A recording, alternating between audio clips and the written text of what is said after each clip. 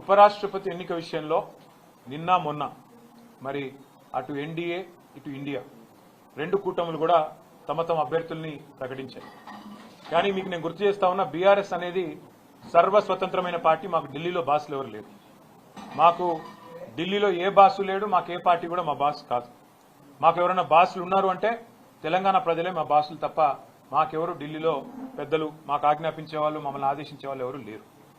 మేము మా పార్టీకి ఇంతవరకు ఎవరు కూడా సంప్రదించలేదు. ఈ అభ్యర్థి కానీ ఆ అభ్యర్థి కానీ ఈ కూటమి కానీ ఆ కూటమి కానీ ఎవరు కూడా మమ్మల్ని సంప్రదించలేదు, మమ్మల్ని అడగలేదు. మేము కూడా ఒక పార్టీగా కేవలం మీడియాలో చూసిందే తప్ప ఉపరాష్ట్రపతి ఎన్నిక జరుగుతుందని మాకు ఇంతవరకు ఎవరు కూడా సంప్రదించింది లేదు, ఎవరు కూడా అడిగింది లేదు. పార్టీగా ఇంకా టైం ఉంది, సెప్టెంబర్ 9 ఎన్నిక కాబట్టి కూర్చొని ఆలోచించుకొని మేము ఎలక్షన్ తేదీ నాటికి మా వైఖరి ప్రకటిస్తాం. కానీ ఒకటి మాత్రం నేను గుర్తు చేస్తా ఉన్నా, మేము ఎన్డీఏ కూటమిలో లేము, ఇండియా కూటమిలో లేము. మాకు ఇద్దరు అభ్యర్థులకి ఎవరికి సపోర్ట్ చేయాలనే విషయంలో మాకు ఢిల్లీ నుంచి ఏ ఒత్తిడి లేదు. మాకు ఏ ఒత్తిడికి తల ఒగ్గాల్సిన అవసరం లేదు. మాకు ఢిల్లీలో ఏ బాస్ కూడా లేరు. మేము తెలంగాణ ప్రజల మూడుకు అనుగుణంగా, తెలంగాణ ప్రజల ఆకాంక్షలకు అనుగుణంగా, ఇక్కడ ప్రజల ప్రయోజనాలకు అనుగుణంగా, రాష్ట్ర ప్రజల ప్రయోజనాలకు అనుగుణంగా ఏ నిర్ణయమైనా తీసుకుంటాం తప్ప మేము ప్రస్తుతానికైతే ఏ నిర్ణయం కూడా తీసుకోవాలి.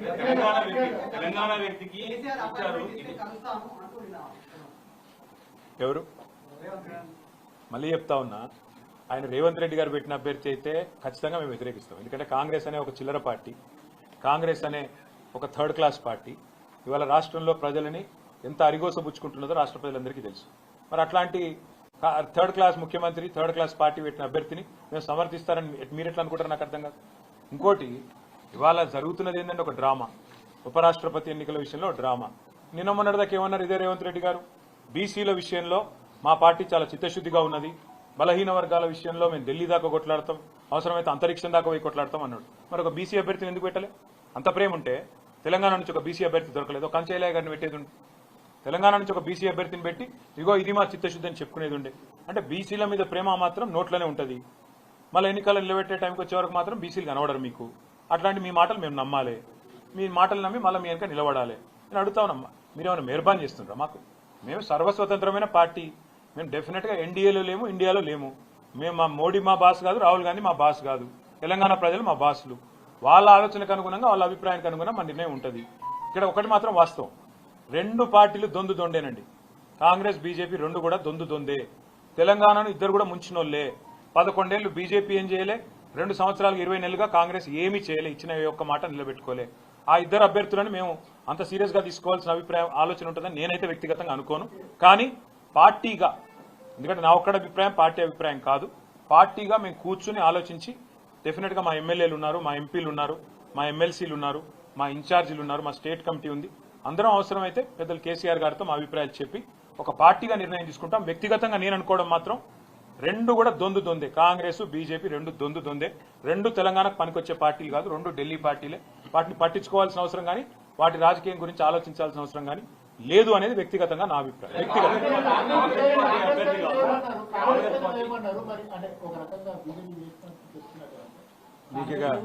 మీతో ప్రాబ్లం ఏంటంటే, ఇప్పుడే నేను చెప్పిన 11 ఏళ్లుగా బీజేపీ అనే పార్టీ తెలంగాణకు చేసింది గుండు సున్నా, స్పష్టంగా చెప్తున్నాం. ఇప్పుడు 20 నెలలుగా కాంగ్రెస్ పార్టీ తెలంగాణ ప్రజలకు కొట్టింది గుండు, ఇచ్చింది గుండు సున్నా. ఇది వాస్తవం. ఇవాళ యూరియా షార్టేజ్ ఉన్నది. ఎవరు బాధ్యులండి? కాంగ్రెస్ బీజేపీ కాదా? కేంద్రంలో ఉన్న బీజేపీ, రాష్ట్రంలో ఉన్న కాంగ్రెస్. మరి రెండు దౌర్భాగ్య పార్టీల వల్ల తెలంగాణలో 70 లక్షల మంది రైతులు వానల్లో తడుస్తూ ఎరువుల కోసం ఎండుతుంటే వీళ్ళకి మాత్రం ఎలక్షన్ రాజకీయాలు కావాలి. ఎలక్షన్ కావాలి, కలెక్షన్ కావాలి, ప్రైవేట్ మార్కెటింగ్ చేయాలి, బ్లాక్ మార్కెటింగ్ చేయాలి, ఇదే దందా. అందుకే అంటున్నారు రెండు దొందు దొందే.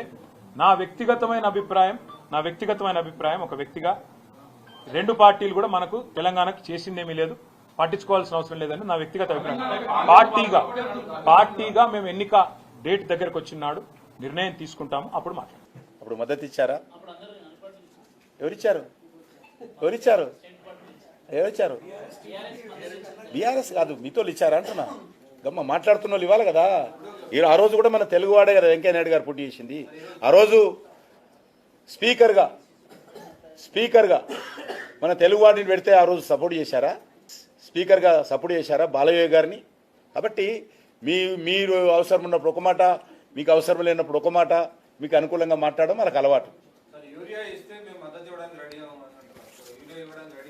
యూరియా ఇవ్వకుండా ఎవరైనా వేరేకెళ్ళి తెస్తున్నారా? రాహుల్ గాంధీ కానీ రేవంత్ రెడ్డి గారిని బయట నుంచి యూరియా ఈరోజు అంతర్జాతీయంగా కేటీఆర్కి సంబంధం లేదు.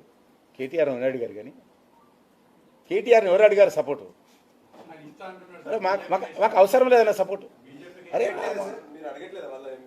ఒకటి విషయము సరే ఈరోజు యూరియా విషయం అర్థం చేసుకోవాల్సిన అవసరం ఉంది. అంతర్జాతీయంగా అనేక రకాల యూరియా ఇంపోర్టులో ఇబ్బందులు ఉన్నాయి. దేశాలు చైనా నుంచి కానీ కొన్ని ఉక్రెయిన్ నుంచి కానీ మనం ఎక్కువ ఉక్రెయిన్ నుంచి కూడా యూరియా వచ్చేది. ఈరోజు ఇబ్బందిగా ఉంది. దీన్ని అర్థం చేసుకోవాల్సిన అవసరం ఉంది. ఈరోజు యూరియా అనేటువంటిది ఒక బస్సా ఇస్తున్నామంటే కేంద్ర ప్రభుత్వం మీద బర్డెన్ కూడా ఆలోచన చేయాలి మనం.